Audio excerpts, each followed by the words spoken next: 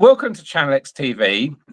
Delighted to be joined today by Ray, CEO of eDesk, to talk all things customer support, AI, the need to invest in technology. So, welcome. How are you? I'm great today. Thanks, Chris.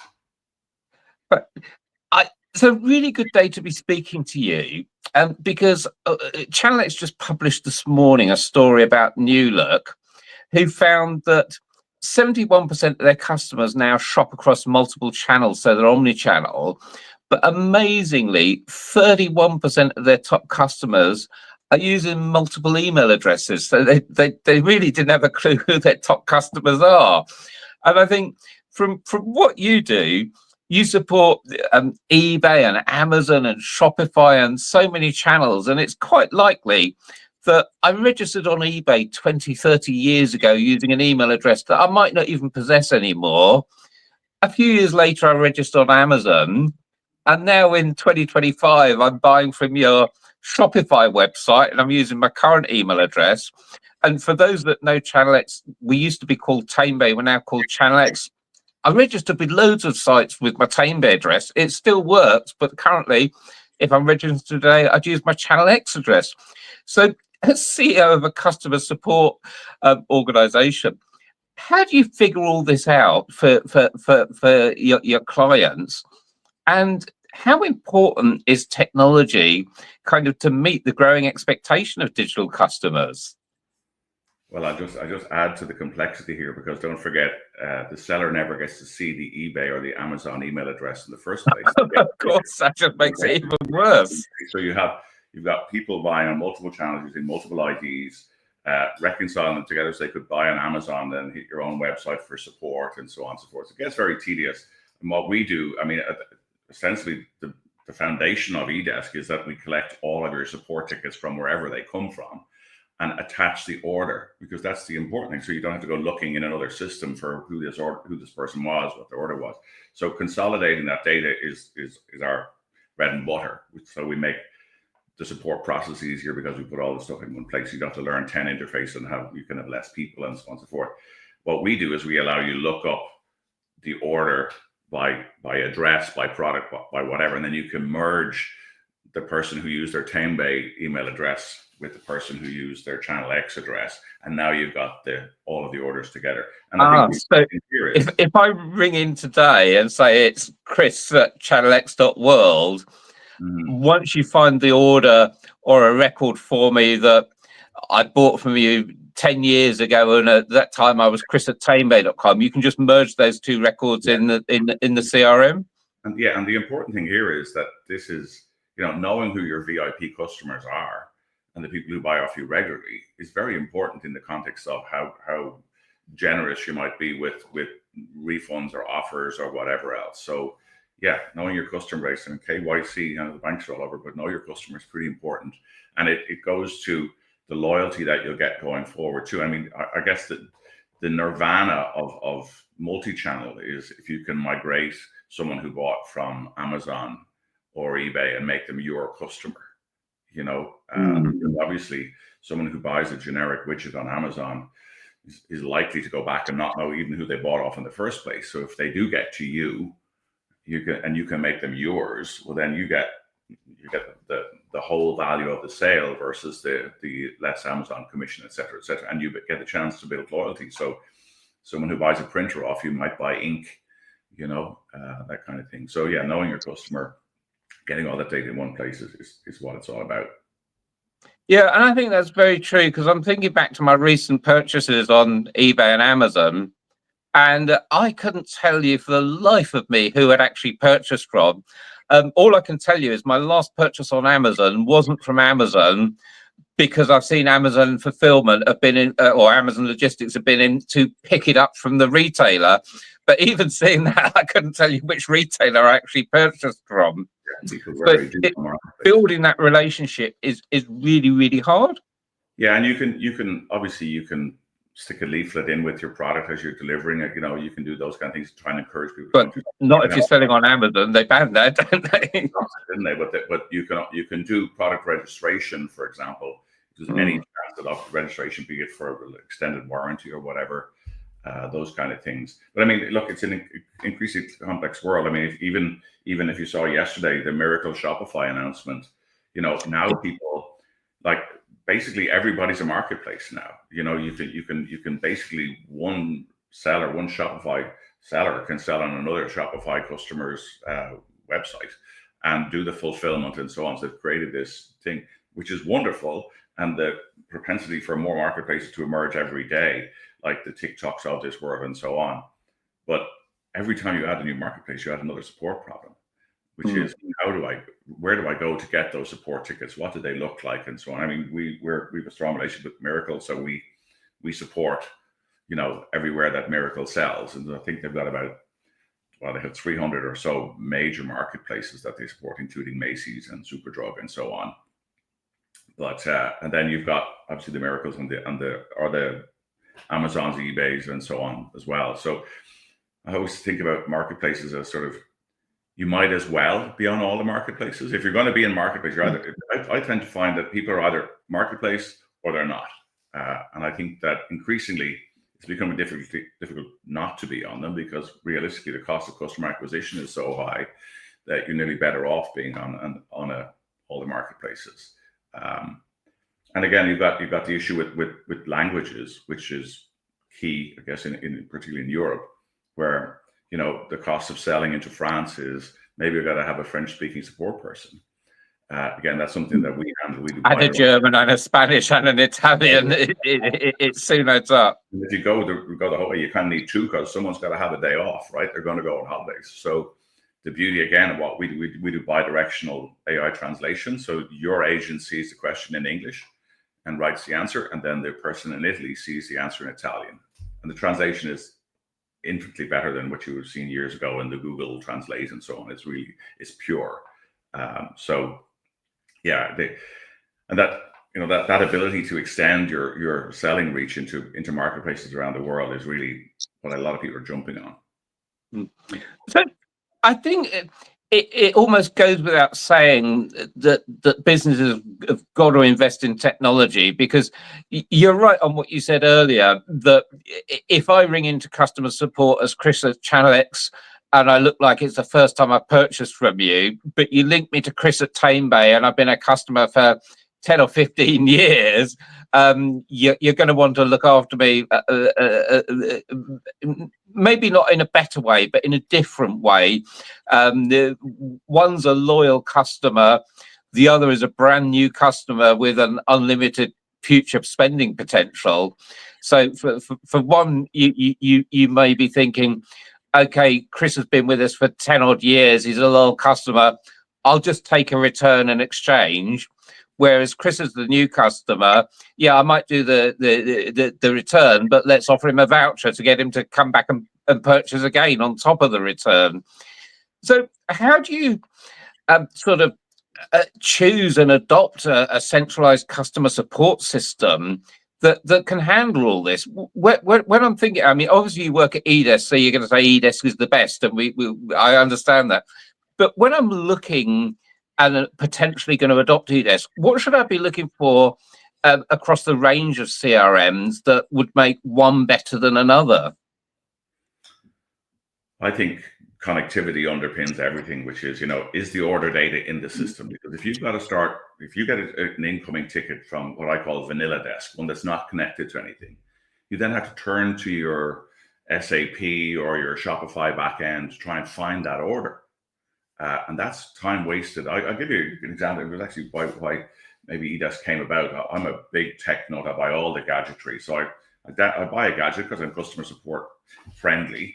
I try to fix the gadget. I download the latest software and I reboot it and I put all the new thing on it, and it still doesn't work. So I write to this support company and I go, or the tech company, go, hey, I got this gadget and it won't work. And they come straight back going, what's your order number? Or I can't find your order. And I go, well, yeah, I use it. And they go, well, did you use a different email address? So I'm support friendly, but it took them 10 emails to find my order. And what on the 11th email? Have you tried rebooting it? So they turned somebody who was very support friendly 2 days ago into a raging bull. But if the order was in front of them, they'd have seen okay, here's Ray, and he's already tried to do these things. So you can turn someone into an unfriendly customer very easy, but just by dint of the fact that you've got to find the order. So connectivity is key. Obviously, AI. I mean, it's table stakes now, but you can't AI data you don't have. So if you're thinking about what I call vanilla desk, unconnected support systems, you can't AI that data because you don't have it. So you can't use, hey, Chris, thanks for the order of the bike, because the bike isn't in their system in the email. You know what I mean? You have to go, so the automation can't be used. So yeah, I would say good AI. I mean, I think the essence for me is putting it all together. I mean, chatbots are great, and there are some great chatbots, and I think ours is good, but ours is inventory aware. And that's a different ball game, because chatbots can say, like, how do I fix it? And they'll go to the knowledge base and answer it. That's fine. But what about if I say, I'd like a tennis racket that is size 3L and weighs less than 500 grams and costs less than 200 euros. They won't have the answer. But we have the answer because we're connected to your inventory. So we can tell you, here's 3, Chris, and here's the most expensive, and here's the best rated one, all automatically. And we're seeing people using that kind of chatbot outselling the human equivalent. Ironically, we put it into a place called Wave Spas. It was one of the first adopters, and they're selling far more using the bot than they were using the humans, because the human can't be on top of all this inventory and have all the 40 different answers.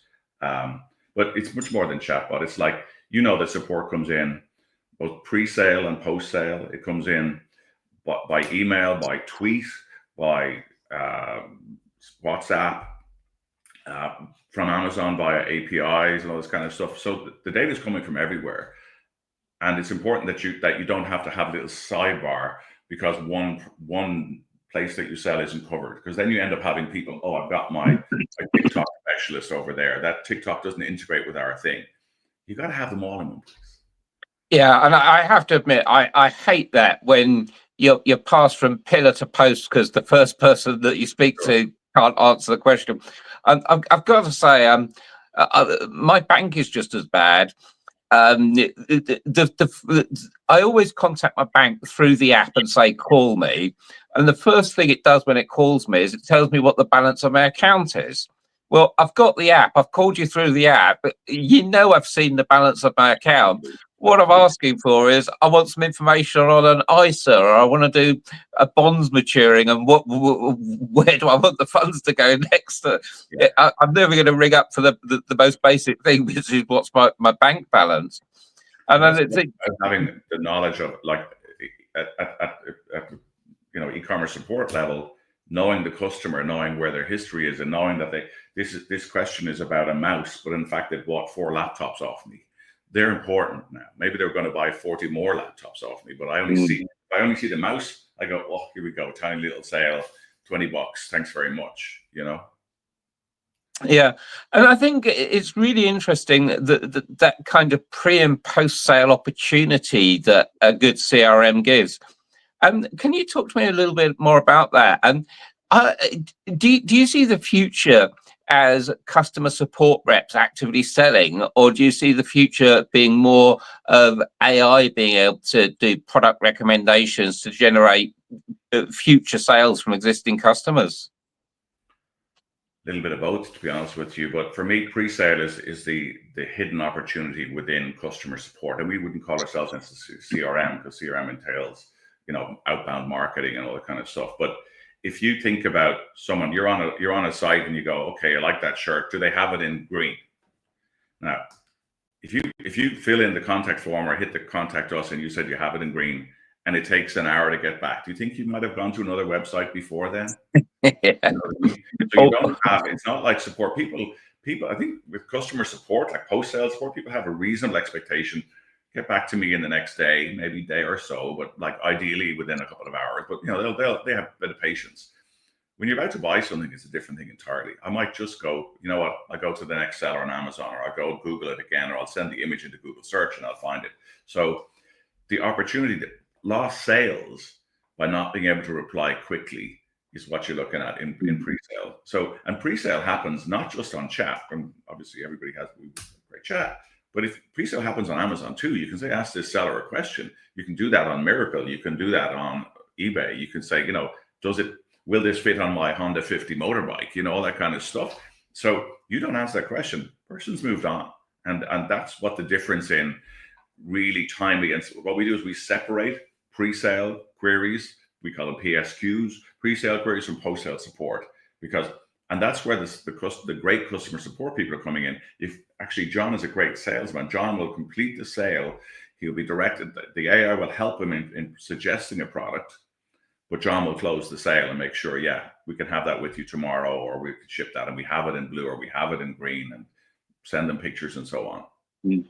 And you're so right. And I think this is not just a challenge for the retailers themselves, but also the platforms, because nowadays I can go to Amazon and look for a product, but if I ask a question and it's not answered, I can jump to Screwfix or to Mano Mano or to B&Q or possibly even to Debenhams these days, and probably buy from the same retailer, but it's the platform that misses out if their CRM is not right and connected.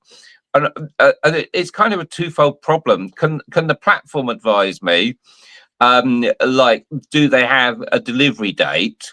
And most of the time that they will, but if it's a larger product, it may be a 2 to 3 day delivery, but I'm going to be out on Thursday, so could you deliver Friday, please? That's almost an impossible one for a platform, unless it's going straight through to the retailer. And again, then it relies on the platform having those connections with the CRM so that the retailer gets it in a timely manner. Yeah. And I think, I think with bots and automation, automation would be responding to the pre-sale or even post-sale on Amazon. I think that the consumer is now understanding that bots exist and automation exists. And I think if you can provide the great automated answer, but the fallback is really there, that I can get to a human being and that human being will be knowledgeable. That's probably the happy medium here in terms of AI and so on. So,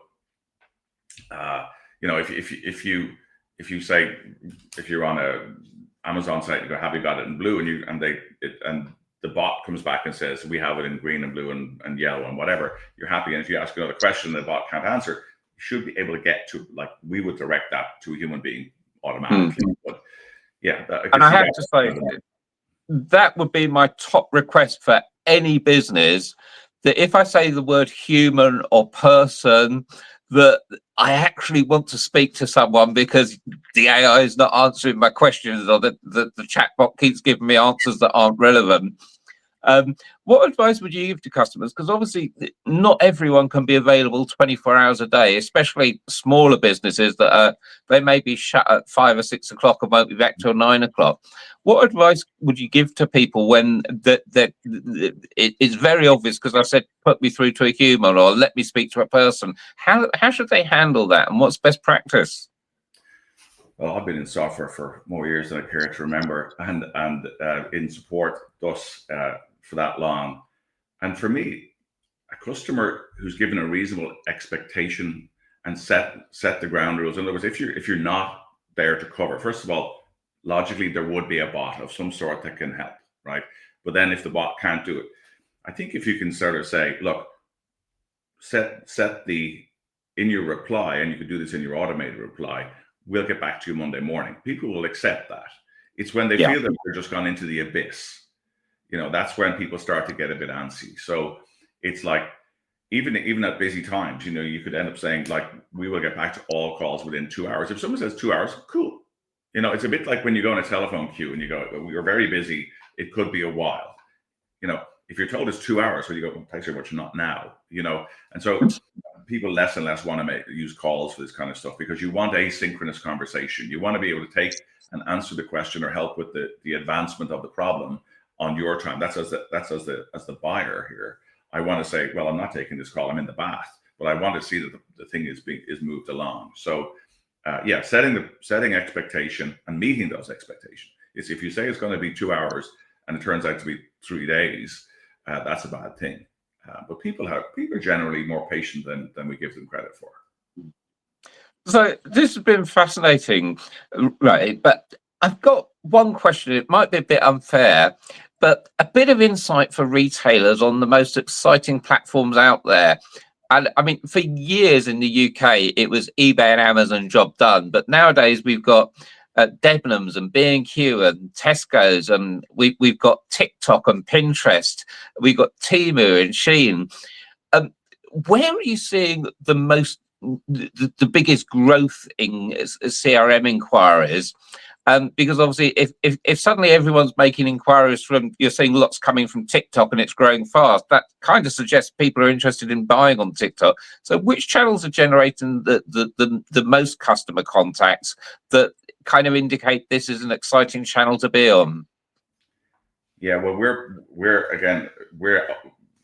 to give you an accurate stat, we're on the side of how many sellers sign up for it. So we don't get all the TikTok support from all the sellers, so we're gonna get it. But we are seeing a massive increase in TikTok, and TikTok's the process of buying, is very streamlined now. I mean, to buy on TikTok, it's 2 clicks and you're done. If you've got Apple Pay, so I can see that being. It depends, of course, on the thing. If it's fashion, you're going to see it on TikTok.